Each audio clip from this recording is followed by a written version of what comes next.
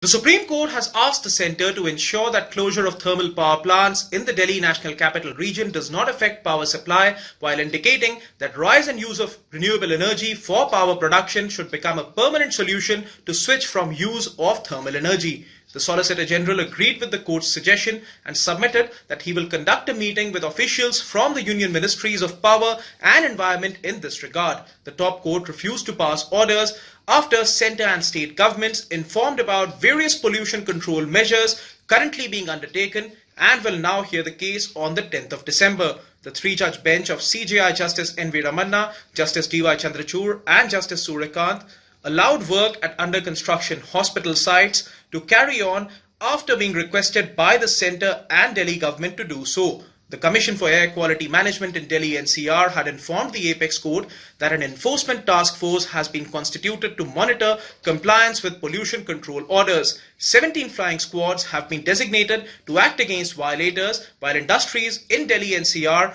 which are using polluting fuels have been allowed to ply for only 8 hours each for 5 days a week. Only 5 of the 11 thermal power plants located within 300 kilometers radius of Delhi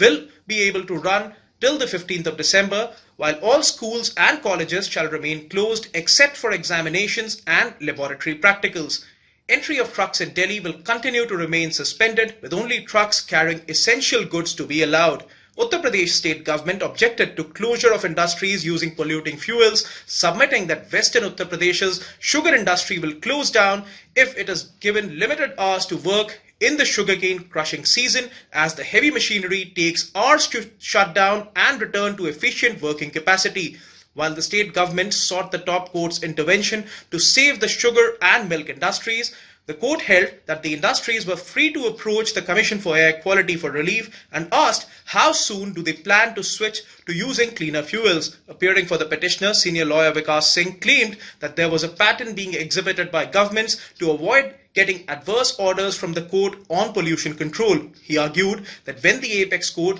was about to appoint a task force last year, centre had established the Commission for Air Quality, and this year too, flying squads have been designated after the court hinted of passing orders. While the court observed that this was not an adversarial case and it will not need to pass orders if at all governments control the situation by themselves, the petitioner suggested putting up more solar plants and electric charging points in Delhi NCR to promote use of renewable energy. The court took exception to various media reports for painting it as a villain and accusing it of trying to take over administration from elected governments. Delhi government agreed with the court's observation, submitting that news reports were claiming that the court had pulled up the state government for not closing down schools during the period of high air pollution.